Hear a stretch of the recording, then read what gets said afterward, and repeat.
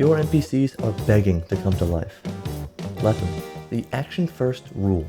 Stop the statue syndrome. The biggest mistake DMs make is having NPCs act like quest givers in a 2004 video game standing around like statues. If your players walk into a room and the NPC is just staring at them or staring at the wall, you've already lost the immersion.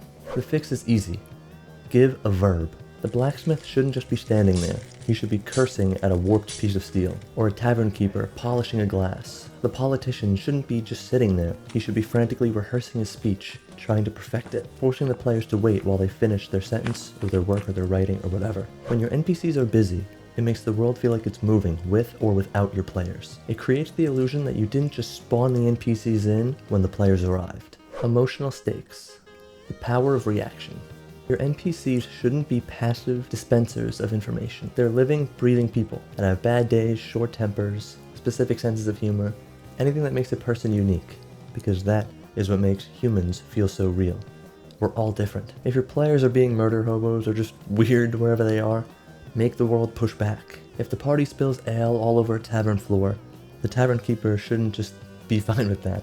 They should be handing him a mop and yelling at him. When an NPC gets genuinely angry, laughed at, made fun of, or visibly frustrated because of the player's antics, it makes them feel real and less like a cardboard cutout. They start being people. Beyond the trope, breaking the caricature. We often fall into the trap of making NPCs the guard, or the shopkeeper, or the tavern keeper, or the noble. Your big bad gets a complex backstory with all his flaws and his everything. Your NPC should get a slice of that too. Of course, you don't need to know everything about every single NPC, but just enough to create the illusion that you do is all you need. To make them feel real, ask yourself, what does this NPC care about when the players aren't looking? Who are they as people? Maybe the grizzled captain that they interact with is actually terrified of his mother behind the scenes. What would that look like?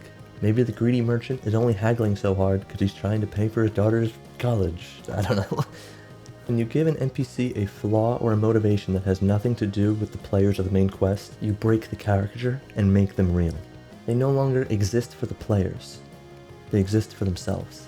If you can nail NPCs, or consistently have them be fine, you are in a much better spot than most. Storytelling is a magic trick. A skill like anything else, like sleight of hand, card tricks, anything. Just have to learn it. Thank you so much for watching. If you enjoyed, leave a like. If not, sorry.